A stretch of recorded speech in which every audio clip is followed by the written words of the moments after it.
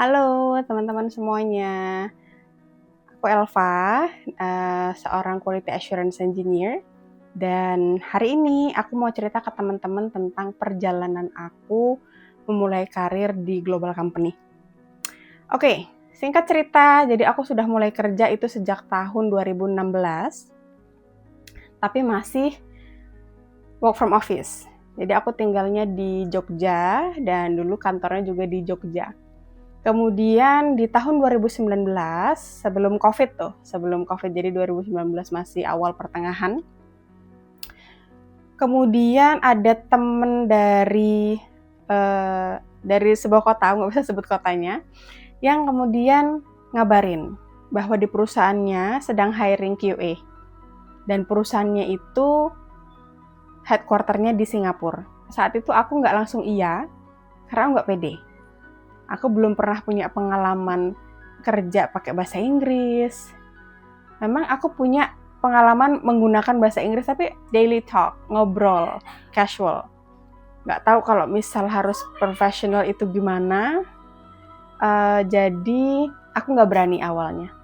Tapi beliau encourage bahwa di sini masih ada orang Indonesianya kok, nggak apa-apa, coba dulu aja. Oke, akhirnya aku memberanikan diri coba. Dan saat itu grogi, nervous, pokoknya deg-degan banget lah. Bahkan waktu call sama CTO-nya itu kan telepon, jadi bukan on cam gitu. Aku tuh sambil jalan-jalan gitu loh, saking groginya untuk meredam grogi. Jadi telepon, oh iya, my name is Elva, itu kayak sambil jalan-jalan saking groginya. Wah, itu pengalaman pertama banget, dan aku nggak expect ternyata diterima. Jadi alhamdulillahnya mungkin referral kali ya. Thanks to her yang udah ngasih aku info tentang lowongan itu. Akhirnya 2019 itu adalah awal aku memulai karir di global company. Masuk, wah ketemu sama orang Singapura, orang Filipina. Jadi kayak, oh ternyata gini working environment di global company. Nggak perlu manggil mas, mbak. Bahkan sama CEO-nya nggak ada manggil sir, ma'am, mister, itu nggak ada, langsung panggil nama semua. Mary, Anne gitu, langsung panggil nama, padahal mungkin dia jauh lebih tua daripada kita. Ya agak culture shock. Tapi kemudian terbiasa, dan alhamdulillahnya saat itu mulainya masih di manual testing. Jadi ngetesnya enjoy, dan rata-rata QA-nya juga dari Indonesia. Jadi untuk tanya-tanya itu aku dapat banyak sekali ilmu di sana. Dari sana udah mulai terbiasa bekerja menggunakan bahasa Inggris. Kemudian ya udah mulai dari sana, kalau teman-teman lihat di working experience aku di LinkedIn itu kayak aku ganti-ganti company ya, 2 tahun ganti, 3 tahun ganti, dan semuanya global company, alhamdulillah. Mungkin karena udah jadi keset standar gitu ya. Ketika udah kerja dengan company Singapura, kayak ya pengennya minimal itu, gitu kan ya. Akhirnya beberapa company itu ada yang lewat LinkedIn, ada yang lewat info dari teman, ada yang teman sudah kerja di sana kemudian nyari QA. Jadi banyak, prosesnya banyak gitu. Tapi yang mau garis bawahi di sini adalah skill set itu memang sangat diperlukan ya. Yang paling utama tuh skill setnya. Kemudian disusul dengan attitude, communication.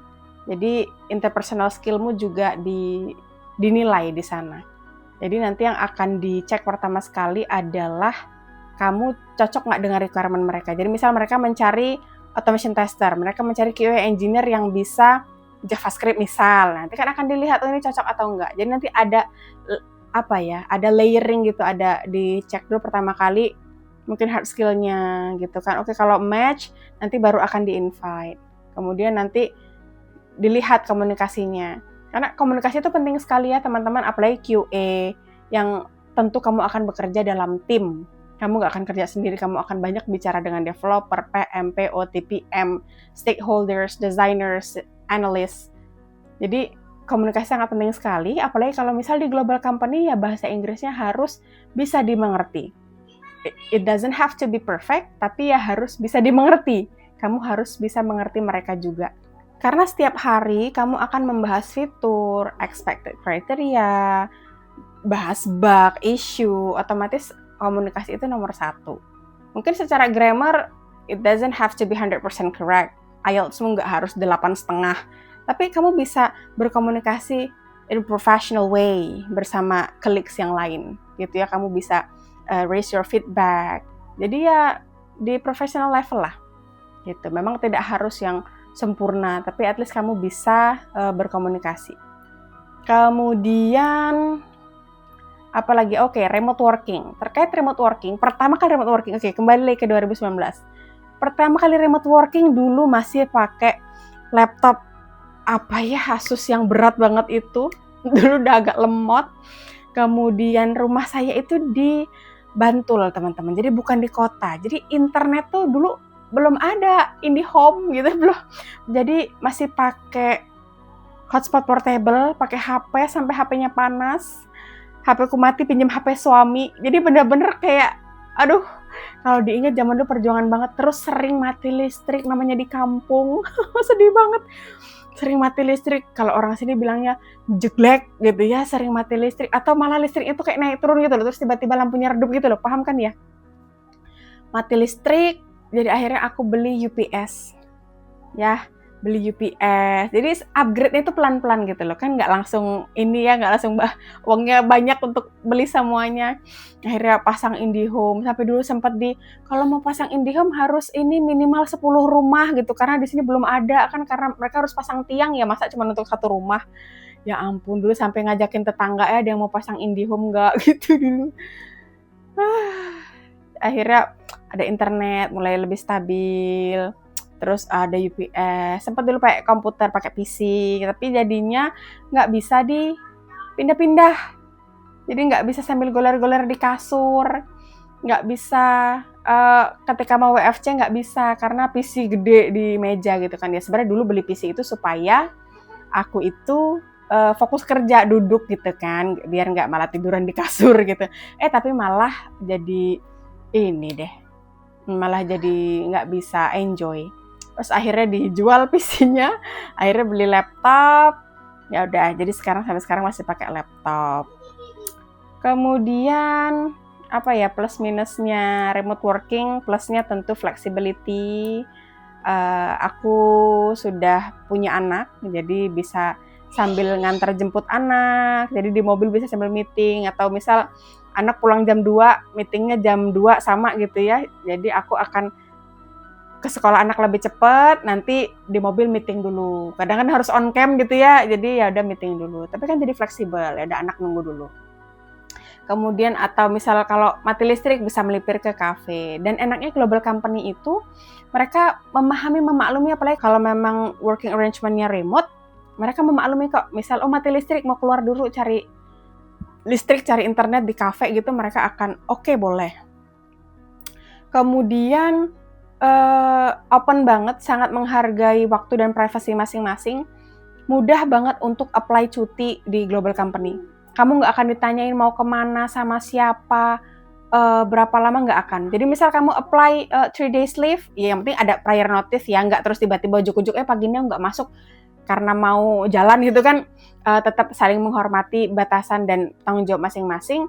Misal untuk minggu depan kita ngabarin sama supervisor atau sama direct reportingnya bahwa saya mau apply cuti minggu depan, itu nggak pernah di-reject, bahkan nggak pernah ditanyain kenapa mau cuti, itu nggak pernah, ya udah approve aja gitu loh.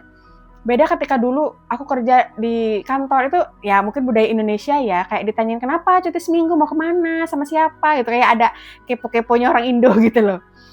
Gitu. Jadi ketika kerjaan banyak kita ngerasa nggak enak mau cuti, itu Indo banget. Tapi kalau di luar, ya udah, mau lagi banyak deadline, ketika aku punya jatah cuti, hakku ya aku cuti bisa. Yang penting ngasih taunya jauh-jauh hari, nggak mendadak. Yang boleh mendadak ya yang sakit, jadi hal-hal yang di luar kuasa manusia itu boleh mendadak.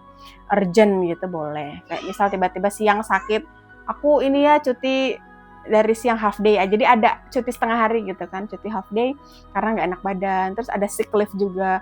Di luar negeri tuh cutinya banyak banget guys, 12 tuh minimal. Aku sekarang di kantor itu jatah cuti yang annual leave ya, yang cuti tahunan itu 18. Dan kalau misal sisa, itu bisa dibawa ke tahun depannya. Jadi kayak tahun lalu 2025 aku sisa 9, jadi di 2026 ini 18 plus 9 total annual leave-nya. Kemudian sick Lift-nya itu juga banyak, tapi kalau sick leave kan harus pakai surat dokter kalau memang sakit gitu ya. Untuk perempuan itu ada menstruation leave. Jadi kalau teman-teman lagi period itu bisa apply cuti. Baik banget ya. Terus ada birthday leave juga, kalau ulang tahun dapat jatah cuti 1 hari. Ya Allah, enak banget. Terus apalagi ada kalau anaknya nikah, ada yang anaknya sunat, itu ada leave balance-nya sendiri-sendiri, gitu. Kemudian, nah yang paling seru adalah kalau misal ada company gathering. Jadi beberapa tahun lalu aku ikut company gathering ke Malaysia, jadi semuanya di-cover. Mulai dari travel, accommodation, ya segalanya lah dari berangkat sampai pulang. Jadi seru banget lah ada company trip kayak gitu. Terus apa lagi ya, aku nyeritain seru-serunya doang ya. Tapi ya iya sih, memang supaya teman-teman biar semangat nih untuk mencari opportunity ke global company. Mungkin itu dulu ya teman-teman ceritaku hari ini. Nanti kita lanjut di video selanjutnya. Dadah!